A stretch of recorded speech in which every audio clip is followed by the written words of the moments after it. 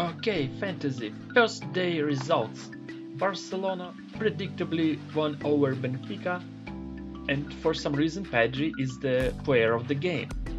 He got just 6 recoveries, and basically that's it. Rafinha has scored 2 goals. Lamine Yamal scored a goal outside of the box, wonderful goal outside of the box, made an assist, made 3 ball recoveries, and Pedri is the player of the game. Come on, UEFA, you can do better. Liverpool PSG. Well, honestly, what else can I say?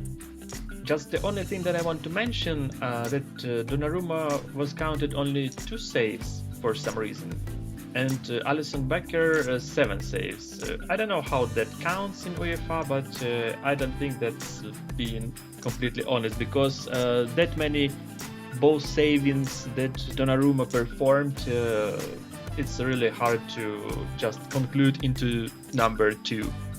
And the only thing I want to mention is that if we talk about those 2 teams that have wonderful attacking players and great defense players, they have made wonderful performances, but still, first match day the player of the game is Alisson Becker, goalkeeper, and the second match day Gianluigi Donnarumma, also a goalkeeper. Just consider. Leverkusen Bayernmunich. Well, basically here I can agree. Harry Kane made an assist, scored a goal, got booked. He deserved to be the player of the game. And Bayer Leverkusen just couldn't manage it without Wirtz, and during the whole game Bayern Munich just showed that they have a better, probably, class of their players, more experienced. And the last one, Inter Feyenoord. I didn't watch this game, but I think that Thuram, who scored the goal and also was booked, may be considered the player of the game. Truly, even though Hakan Çalhanoğlu scored the goal, considered a penalty and got 2 goal recoveries, so yeah, also good performance from him. Anyway, regarding my predictions, as you can see, I took Rafinha, and that was a really smart choice to do. And regarding Dembélé, well, okay, he also made a clean sheet at 1 point, scored a goal, and 3 points doubled, 16 is just fine. So I will leave him as a captain. So what should I do next? Obviously I need to change Lewandowski, Salah, and Barcola. Yeah, because I have those changes over here. So let's make some subs here. So Raya instead of Chesney. That's understood. 2 points is not what I expect from the goalkeeper. Vinicius changing Lewandowski, Juresi changing Salah, and Gabriel changing Barcola. Yeah, those are my changes. Let's see how it all plays out in the gaming day number 2. I will conclude this match day results and post the video on Friday. Well, it wasn't that bad after all, kind of.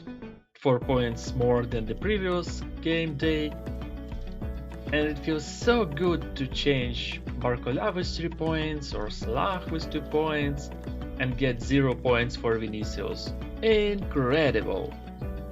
Anyway, coming to the results. Lille Borussia Dortmund. My prediction was completely wrong.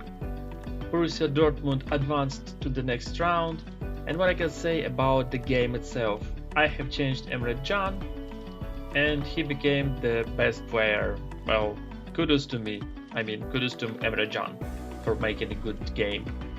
And if Kobel wouldn't have made that wonderful, I don't know how to say it, performance at the beginning of the game, I don't think we would have seen this kind of battle from Dortmund during the entire game. And Lille, they were kind of relaxed after they have scored early goal, That's why we have seen what actually happened there. So Dortmund won, Dortmund good. Emre Can, player of the game, I can agree with that. Moving on, Atletico Madrid, Real Madrid. Julian Alvarez is the player of the game. Well, one of the two players from Atletico Madrid who has actually missed the penalty in the final shootout, and still the player of the game. I don't know, why wouldn't they name Vinicius the player of the game? Because Julian Alvarez, because of that, got 5 points, and Vinicius could have earned at least 3 points. Secretly, he was a captain in my girlfriend's squad. That's incredible. 2 times 0 equals 0. What a surprise. Okay, Real Madrid advanced to the next round. That was predictable, but anyway, that was super dull game. And imagine if you have missed like the first couple of minutes of the game and have been waiting for seeing the Vinicius missing the penalty and then just wait for the final shootout. That would be a super dull game to watch. Moving on, Aston Villa Bruges. Everything changed when Sabbe got his red card, and after that, honestly, there was nothing else to see there.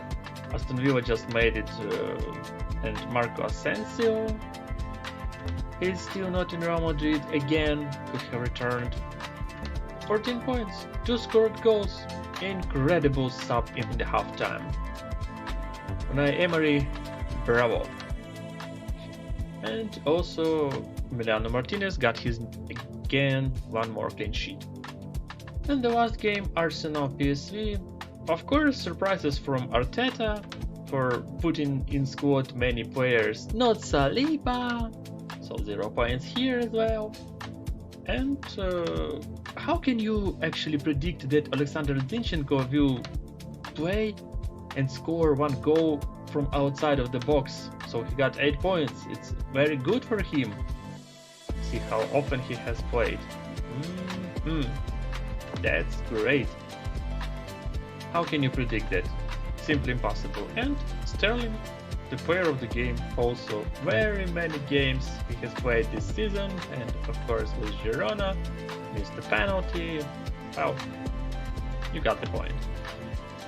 So here are my super great results, 57 points, and I just have to replace one player, Mohamed Salah. Other guys are in game, but I think I will also make some other changes because of the teams that are playing against each other. So Bayernmunich, Intermilan, obviously Intermilan must advance to the next round, as I think. Arsenal, Real Madrid, okay. Still, I think Real Madrid will advance to the next round. PSG, Aston Villa, that's good. I don't have to change lots of PSG players. Probably will have to turn Hakimi back and probably Marquinhos as well. And Barcelona versus Dortmund, well, you know, I've got Lewandowski, Rafinha, Koundé. Should probably get Yamal here as well. That's all for my predictions. We'll see you like in a month's time. In the meantime, stay safe and stay happy.